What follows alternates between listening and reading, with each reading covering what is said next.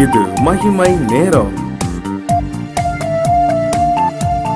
கிறிஸ்துவுக்குள் மிகவும் பிரியமானவர்களே, இந்த புத்தாண்டில் உங்களை வரவேற்பதில் மிக்க மகிழ்ச்சி அடைகிறேன். ஆண்டவர் நமக்கு பாராட்டுகிற இந்த மேலான கிருபைகளுக்காக தேவாதி தேவனை நான் ஸ்தோத்திரிக்கிறேன். இந்த நிகழ்ச்சி நிச்சயமாக நம்முடைய ஆவிக்குரிய வாழ்க்கைக்கு பிரயோஜனமாக இருக்கும் என்று சொல்லி ஆண்டவருக்குள் நான் விசுவாசிக்கிறேன். ஆம் பிரியமானவர்களே, ஆண்டவர் நம்மோடு கூட அருமையாய் பேசி கொண்டிருக்கிறார். இந்த வருடத்திலும் கூட இந்த வருடத்தின் துவக்கத்தை கண்டிருக்கிறதாம் ஒரு எடுத்துக்காட்டான வாழ்க்கையை, அதிலும் விசேஷமாக ஆண்டவரால் ஆசீர்வதிக்கப்பட்டதான ஒரு வாழ்க்கை வாழ வேண்டும் என்று சொல்லி ஆண்டவர் நம்மோடு கூட பேசி கொண்டிருக்கிறார். யார் மூலமாய் ஆண்டவர் இந்த எடுத்துக்காட்டை சொல்கிறார் என்று சொன்னால், அவர்தான் எஸ்ராவை கொண்டு ஆண்டவர் நம்மோடு கூட பேசுவதை நாம் பார்த்து கொண்டிருக்கிறோம். பிரியமானவர்களே, இன்னைக்கு எஸ்ராவுடைய வாழ்க்கையிலே இருந்ததான ஒரு ஆசீர்வாதம், அதுல எப்படி அவர் எடுத்துக்காட்டாய் விளங்கினார் என்று சொல்லி பார்த்தோமானால், எஸ்ரா 7வது அதிகாரம் 6வது வசனத்தை நாம் பார்க்கும்போது, எஸ்ரா எப்படிப்பட்ட எஸ்ரா? இந்த எஸ்ரா இஸ்ரவேலின் தேவனாகிய கர்த்தர் அருளிய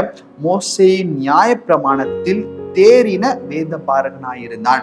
நியாய பிரமாணத்தில் தேறின வேத பாரகன், ஒரு ஸ்கில்டு.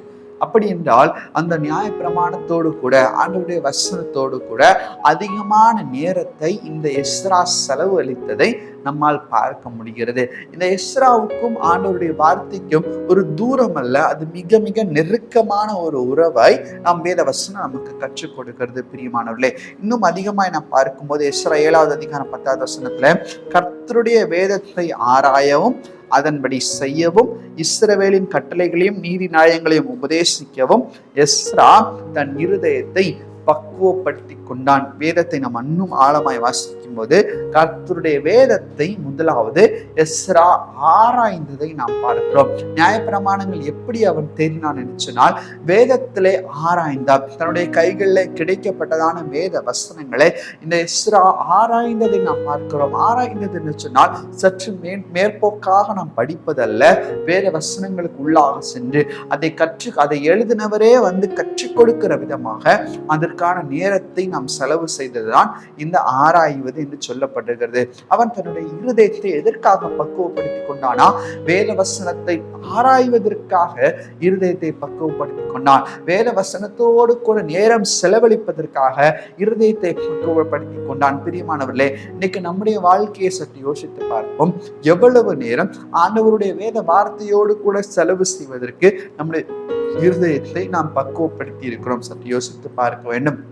உலகத்தின் காரியங்கள், உலகத்தின் நெருக்கங்கள், இப்படிப்பட்டதான கவலைகள், துன்பங்கள் இவையெல்லாம் நம்மை நெருக்கும் போது அதை நினைத்து கொண்டே நாம் வாழ்ந்து கொண்டிருக்கிறோம். ஆனால் ஆண்டவருடைய வார்த்தையோடு கூட ஆண்டவரோடு கூட செலவு செய்வதற்கு நம்மால் நேரம் இல்லாமல் போகிறது. பிரியமானவர்களே, இப்படியாக நாம் வாழ்ந்து கொண்டு இருப்போமானால் நம்முடைய வாழ்க்கையில ஆசீர்வாதத்தை நாம் பெற்றுக்கொள்ள முடியாது. ஆனால் இந்த எஸ்ராவோ எப்படி தன்னுடைய காரியங்களை நடப்பிக்க வேண்டும் என்று சொல்லி வார்த்தையை கொண்டே கேட்டு அந்த வார்த்தையின் மூலமா அதிகமான தியானத்தை அவர் பெற்றுக்கொண்டதை நாம் பார்க்கிறோம். அதோடு கூட மாத்திரமல்ல, எஸ்ரா என்ன செய்தார்? தன்னுடைய இருதயத்தை இருதயத்தை எதற்கு பக்குவப்படுத்துறார்? அதன்படி செய்யவும், கர்த்தருடைய வார்த்தையின்படி செய்ய இந்த எஸ்ரா தன்னுடைய இருதயத்தை பக்குவப்படுத்தி இருக்கிறது நாம் பார்க்கிறோம். கர்த்தருடைய வார்த்தையின்படி செய்வதற்காக எஸ்ரா பக்குவப்படுத்தினார். முதலாவது அவருடைய வார்த்தையோடு கூட நேரத்தை செலவழிப்பதற்காக ஒரு பக்குவப்படுத்தினார்.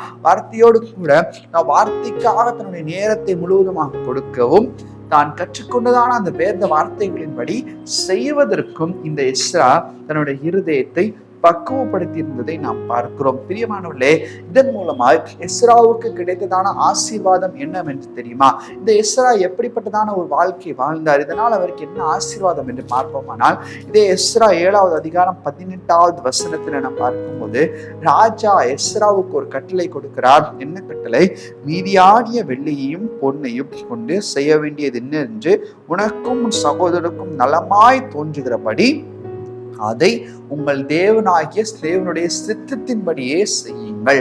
இது மாதிரி ஆண்டவரோடு கூட ஆண்டவருடைய வார்த்தையோடு கூட அதிகமான நேரத்தை, ஒரு பக்குவத்தை, ஒரு உறவை இந்த எஸ்ரா வளர்த்ததின் நிமித்தமாக இப்போது இந்த எஸ்ராவின் கைகளிலேயே ஒரு பொறுப்பு கொடுக்கப்படுகிறது. அது என்ன பொறுப்பு? ஆண்டவருடைய வார்த்தையின்படி செய்யும்படியான ஒரு பொறுப்பை ஆண்டவர் இந்த எஸ்ராவுக்கு கொடுப்பதை நாம் பார்க்கிறோம். ஆண்டவருடைய வார்த்தையின்படி நீங்கள் ஒரு பெரிய பொறுப்பை இந்த ராஜாவின் மூலமாய் ஆண்டவர் எஸ்ராவுக்கு கொடுக்கிறார். பிரியமானவர்களே, இன்னைக்கு நம்முடைய வாழ்க்கையிலும் கூட அநேக காரியங்களை நாம் பொறுப்பெடுக்க வேண்டும் என்றால் ஆண்டவருடைய வார்த்தைக்கு முதலாவது நாம் இடம் கொடுக்க வேண்டும்.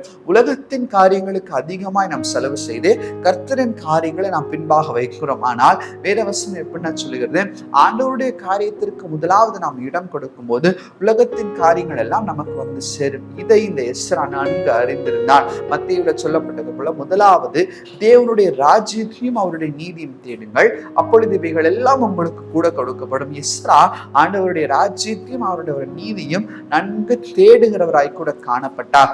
எனவே எஸ்ராவுடைய பின்பாடு உள்ள வாழ்க்கை ஆசீர்வதிக்கப்பட்டதான வாழ்க்கையை நாம் பார்க்கிறோம். இந்த எஸ்ரா ஒரு வசனத்திற்கு மிக மிக அடையாளமாய் விளங்குகிறார். சங்கீதங்களின் புத்தகம் 1வது சங்கீதம் 2வது வசனம் சொல்லுகிறது, உம்முடைய வேதம் இரவும் பகலும் உம்முடைய வேதத்தில் தியானமாய் இருக்கிற மனுஷன் பாக்கியவான். இந்த எஸ்ரா அதை தான் செய்தார். இரவும் பகலும் ஆண்டவருடைய வேதத்தை தியானித்தார், அதன்படி செய்ய நினைத்தார். அவருடைய வார்த்தையின்படியே தன்னுடைய வாழ்க்கையை அவர் நடப்பிக்க நினைத்தார். அவர் பாக்கியவானாய் மாற்றப்பட்டார். வார்த்தையை கேட்டு வேணென்று சொன்னால் ராஜாவுக்கு இப்போது ஒரு நம்பிக்கை வந்தது. எஸ்ரா ஒரு தீர்மானம் எடுத்தால் அந்த தீர்மானம் எஸ்ராவுடைய தீர்மானம் அல்ல, ஆண்டவரிடத்திலிருந்து பிறப்பிக்கப்பட்டதான ஒரு தீர்மானம். ஆண்டவரோடு கூட நேரத்தை செலவிடுகிறதான ஒரு மனிதன், ஆண்டவருடைய வார்த்தையோடு கூட ஒரு நேரத்தை செலவிடுகிறதான மனிதன் வாழ்க்கை இப்படிதான் ஆசீர்வதிக்கப்படும். மற்றவர்களுக்கு நம்மேல் ஒரு தீர்மானம். எஸ்ரா போய் சொல்லவில்லை, நான் ஆண்டவருடைய வார்த்தையை படிக்கணும், நான் அதன்படி செய்கிறேன் என்று சொல்லி எஸ்ரா சொல்லவில்லை. பார்க்கிறவர்கள் அதை சாட்சியாக சொன்னதை வேத வசனம் நமக்கு கற்றுக் கொடுக்கிறது. பிரியமானவர்களே, இன்னைக்கு இந்த புதிய வருடத்துல ஒரு தீர்மானம் எடுப்போம். இதுவரைக்கும் நான் எதுல நான் நேரத்தை செலவழித்திருக்கேன்? ஒருவேளை மொபைல் போன்ல அதிகமான நேரத்தை நான் செலவழித்திருக்கலாம், லேப்டாப்ல அதிகமான நேரத்தை நான் செலவழித்திருக்கலாம், இல்லை என்னோட வேற உலக பிரகாரமான காரியங்கள், வீட்டின் காரியங்கள், இதெல்லாம் அதிகமான நேரத்தை நான் செலவழித்திருக்கலாம்.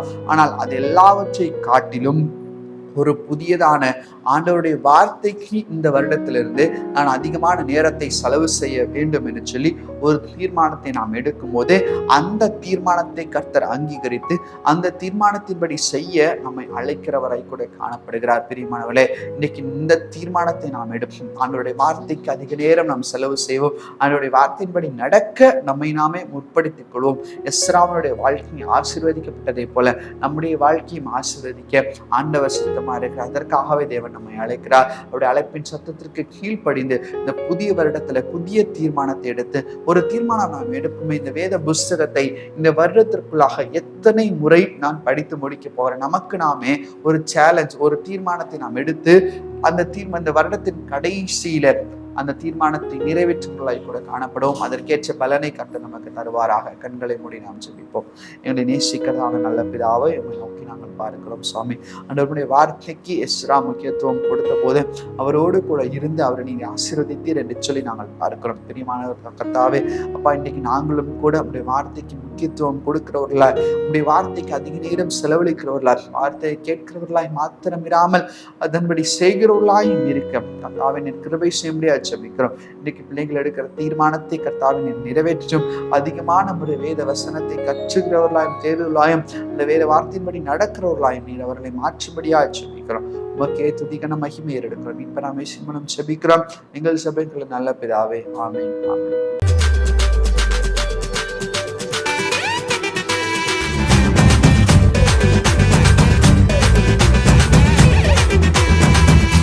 மகிமை